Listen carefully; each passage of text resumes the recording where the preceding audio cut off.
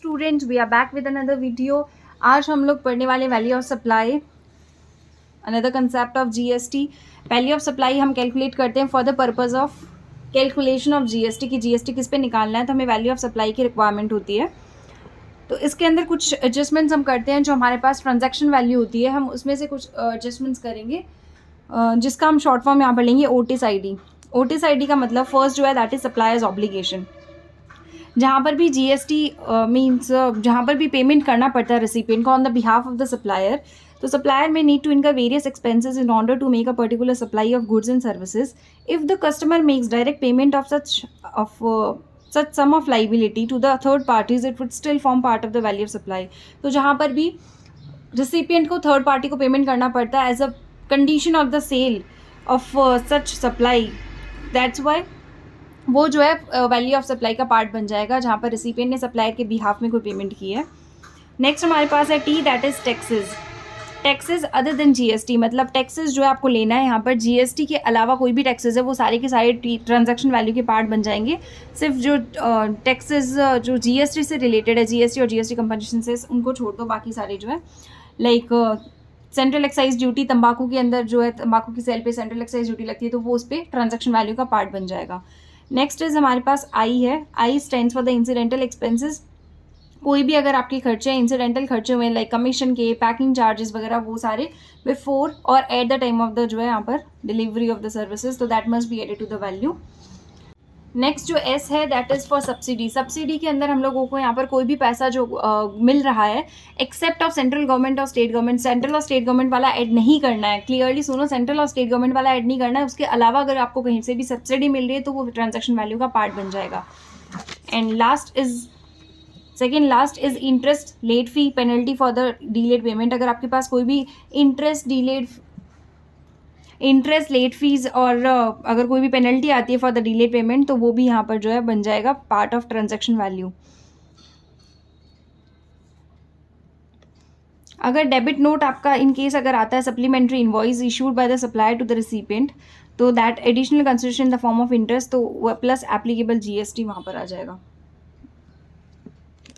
और फिर हमारे पास जो नेक्स्ट पॉइंट आता है वो है यहाँ पर डिस्काउंट। डिस्काउंट जो है वो होता है अगर आपको बिफोर मिला है eight the time of the जो है शोन इन द इनवॉइस, मतलब आपने सप्लाई की उस टाइम अगर आपको डिस्काउंट मिला है तो वो तो क्लियरली अपना डिडक्ट हो जाएगा from the value of the supply. लेकिन अगर आपको आफ्टर सप्लाई अगर कोई डिस्काउंट मिला है, if it was agreed at the time of the supply, then तो it will be deducted from the invoice itself.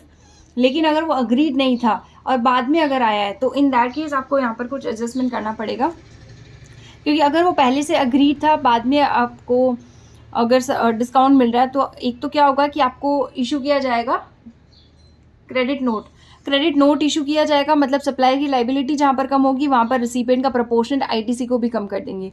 लेकिन जहाँ पर अगर वो पहले अग्रीड नहीं था, लेटर ऑन अगर डिस्काउंट निकल के आता है, तो वो फिर डिस्काउंट जो है क्या करते हैं, एक फाइनेंशियल क्रेडिट नोट इशू होता है, that will not going to affect the supplier की कोई भी लाइबिलिटी अफेक्ट नहीं होगी।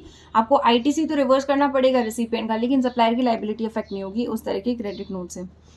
और फिर बहुत सारे इंक्लूजन्स और एक्सक्लूजन्स यहाँ पे बता रखे हैं कि क्या क्या जुड़ेगा। Consultancy charges will be added, drawing, design, engineering charges add होंगी, टेस्टिंग चार्जेस, फ्रेट जो सप्लायर की प्रेमाइसेस से बायर की प्रेमाइसेस तक जा रहा है उसका freight, insurance charges, interest penalty charge for the seller by the seller for the delayed payment, and then interest penalty charge for the delayed payment but waived. अगर waived हो गया है तो फिर हम उसको ऐड नहीं करेंगे। इंस्पेक्शन चार्जेस ऐड होंगे, loading weighment charges, then primary packing charges, protective packing charges, subsidy not from the central state government, उसको ऐड नहीं करना है।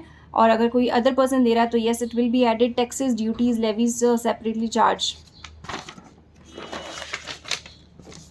अदर देन सीजीएसटी वगैरह, उसके अलावा कोई भी टैक्सेस है तो वो भी आ जाएंगे इसमें। एंड डिस्काउंट अलाउड है, that will be deducted.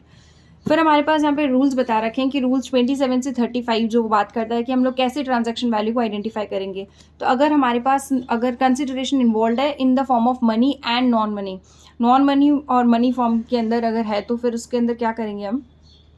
First हमारे पास ऑप्शन है कि हम ओपन मार्केट वैल्यू ले सकते हैं। Monetary plus non monetary consideration हम लोग यहाँ पर ऐड कर सकते हैं कि उसकी जो फेयर मार्केट वैल्यू क्या कंसिडरेशन है उस नॉन मॉनिटरी वैल्यू का, या फिर सिमिलर सप्लाई की जो है हम लोग यहाँ पर ले सकते हैं value. So open market value, monetary plus non monetary consideration, और we can take similar supplies की जो वैल्यू है लाइक काइंड एंड क्वालिटी की, और उसके बाद में फिर है कि या तो हम क्या कर सकते हैं 110% ऑफ कॉस्ट ले सकते हैं, और वो भी ऑप्शन अवेलेबल नहीं है, तो फिर हम बेस्ट जजमेंट यहाँ पर कर सकते हैं। रूल 28, ये जो रूल था that is for the money and non money.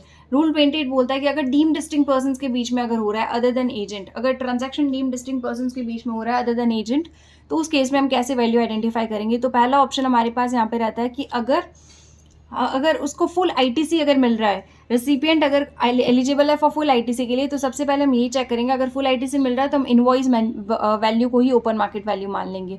जो भी वो डिक्लेयर करेगा पूरा का पूरा ओपन मार्केट वैल्यू बन जाएगा अगर रिसिपिएंट को पूरी आईटीसी मिल रही है।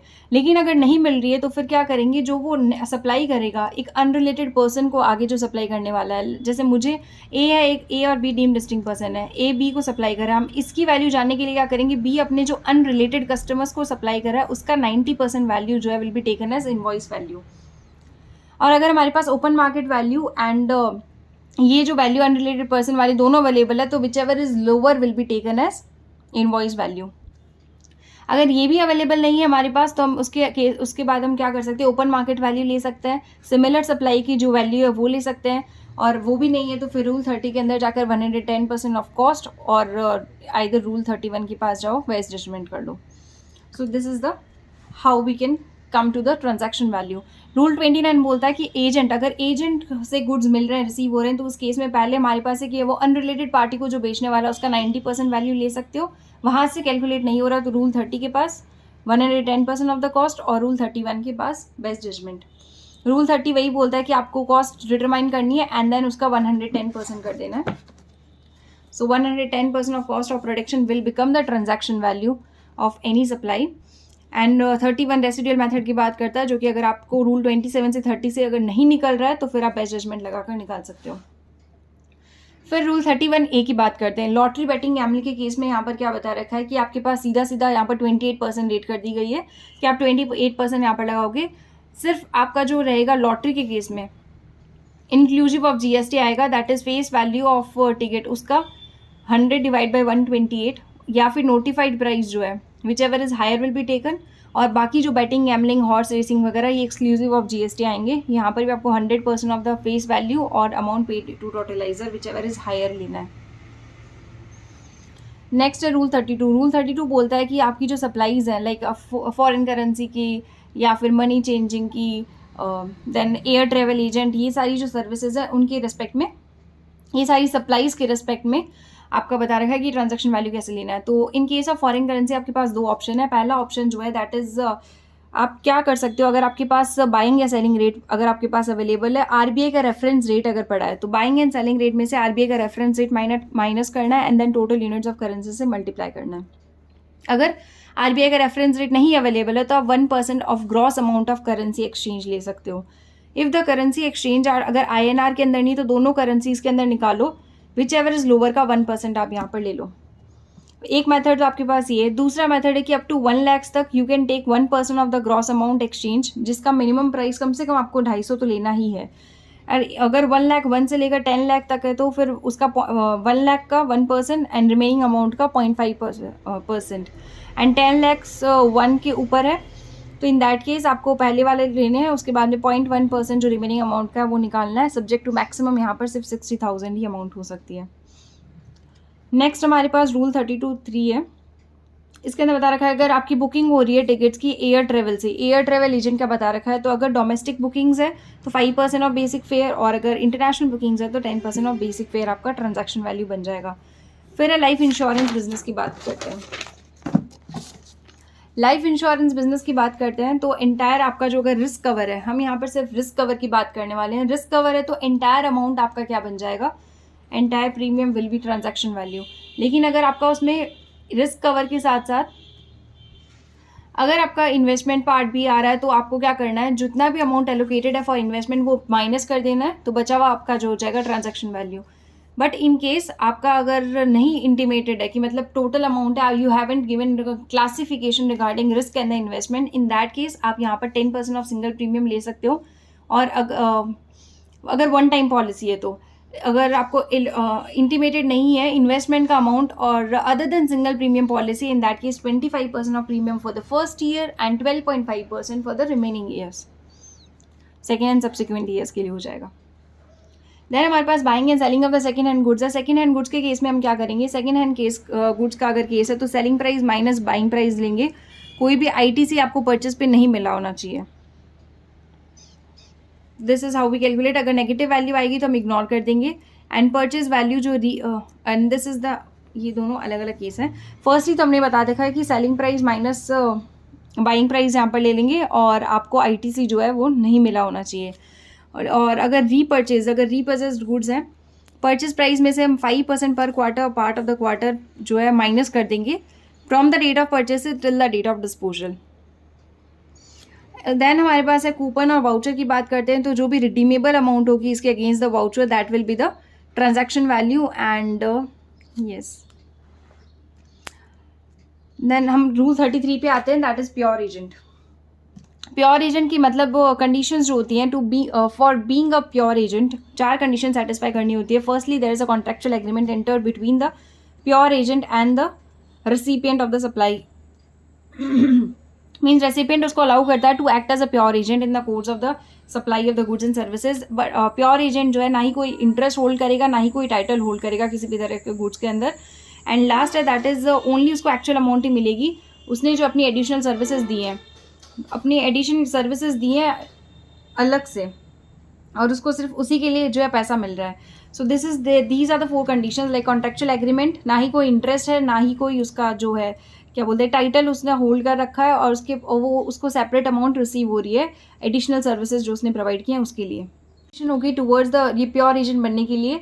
लेकिन यहाँ पर 3 कंडीशन है, तब हम इसको वैल्यू ऑफ सप्लाई में से एक्सक्लूड कर देंगे, वैल्यू को इंक्लूड नहीं करेंगे अगर वो सप्लायर ने जो है उसको act as a pure agent of the recipient of the supply when he makes the payment to third party on the authorisation. पहली बात तो प्योर एजेंट जो था उसके पास राइट था कि वो थर्ड पार्टी को पेमेंट कर सकता है, वो ऑथराइज था to make the payment. Then उसने जो सर्विसेज प्रोवाइड किए हैं वो सेपरेटली इंडिकेटेड है इनवॉइस के अंदर कि क्या उसने प्रोवाइड किए हैं और क्या उसको मिली है, और उसके बाद में कि उसने भी कुछ एडिशनल सर्विसेज दी हों। तो पहली चीज़ होगी कि वो ऑथराइज था टू मेक द पेमेंट, उसने सेपरेटली इंडिकेट किया है इनवॉइस के अंदर कि कौन सी सर्विसेज उसने प्रोवाइड किए हैं और कौन सी उसको मिली हैं दूसरे सप्लायर से। एंड इन एडिशन टू उसने उन सर्विसेज के अलावा खुद से भी कुछ सप्लाईज दी हैं। तो हम इस वैल्यू को क्या करेंगे, हटा देंगे। मतलब जो ट्रांजैक्शन वैल्यू बनने वाली है वो सिर्फ वही बनेगी जो प्योर एजेंट ने सर्विसेज दी हैं, सिर्फ वही वाली जो है ट्रांजैक्शन वैल्यू हमारे पास यहाँ बनेगी, उसी के ऊपर जीएसटी लगने वाला है। Then here we have an example, और उसके बाद में यहाँ पर एक क्लैरिफिकेशन दे रखा है कि एयरपोर्ट ऑपरेटर्स जो है, मतलब जो पैसेंजर सर्विस फीस और जो यूज़र सर्विस फीस कलेक्ट करते हैं, तो कौन कलेक्ट करता है, देन कौन जीएसटी पेमेंट करता है। तो इसमें बता रखा है कि एयरपोर्ट ऑपरेटर्स जो हैं वो जीएसटी पे करते हैं पीएसएफ और यूएसएफ के ऊपर। वो एयरपोर्ट अथॉरिटीज़ जो है on behalf of airport authorities, airline जो है वो कलेक्ट करती है on behalf of airport authorities as a pure agent. तो एयरलाइंस यहाँ पर प्योर एजेंट बनकर एयरपोर्ट अथॉरिटीज़ के बिहाफ में कलेक्ट करती हैं, एंड एयरपोर्ट ऑपरेटर्स जो होते हैं उन लोगों को यहाँ पर जीएसटी पेमेंट करना पड़ता है। वो जीएसटी पे करते हैं from the passengers through the airlines के थ्रू जो कलेक्ट किया है। सो 3 यहाँ पर पार्टीज मान लो, एक तो है जो पैसेंजर्स है, दूसरा एयरलाइंस है, देन हमारे पास यहाँ पर एयरपोर्ट ऑपरेटर्स है। तो अब एयरलाइंस क्या करती हैं, वो पैसेंजर्स से पीएसएफ और यूएसएफ कलेक्ट करेंगी और एयरपोर्ट जो अथॉरिटीज़ है, ऑपरेटर्स है, उनको दे देंगी, और एयरपोर्ट ऑपरेटर्स उनको उस पर जीएसटी पे करना है। पहली बात ये समझ आ गई। दूसरी बात यहाँ पर क्या बता रखी है कि जो कलेक्शन चार्जेस मिलने वाले हैं एयरपोर्ट ऑपरेटर्स से एयरलाइंस को, एयरपोर्ट ऑपरेटर से एयरलाइन को जो कलेक्शन चार्जेस मिलने वाले हैं उसका जीएसटी कौन पे करेगा, जीएसटी यहाँ पर जो है पे करेंगे फॉरवर्ड चार्ज मैकेनिज्म के अंदर एयरपोर्ट ऑपरेटर्स पे करेंगे, एंड आईटीसी जो है उसका मिल जाएगा, आईटीसी मिल जाएगा उनको इसके रिस्पेक्ट में। देन रूल 34 है कि अगर आपका अदर देन इंडियन रुपीज़ है तो आपको रेट ऑफ एक्सचेंज डिटरमाइन करना पड़ेगा। तो गुड्स के केस में सीबीआई से डिटरमाइन करेंगी, सर्विसेज के केस में गैप रेट डिटरमाइन होगा as per the GAAP decide करेगा, that is generally accepted accounting principles के हिसाब से वहाँ पर डिसाइड होगी रेट। एंड रूल 35 हमारे पास है, that is value of supply, जो हमारा आईजीएसटी, यूटीजीएसटी, एसजीएसटी वगैरह अगर इंक्लूसिव ऑफ टैक्स है तो हम कैसे निकालेंगे उसको, 100 divide by total amount of the tax जो है, लाइक जो भी रेट रहने वाली है वो हम 100 में ऐड कर देंगे। So this is the whole concept of value of supply. आओ, आपको कोई भी अगर डाउट है या फिर कोई भी क्वेश्चन आपसे नहीं हो रहा है तो you can ask me in the comment section. I will try to solve it and see you in the next video. Thank you for watching and subscribe this channel if you want to see such more videos. Thank you.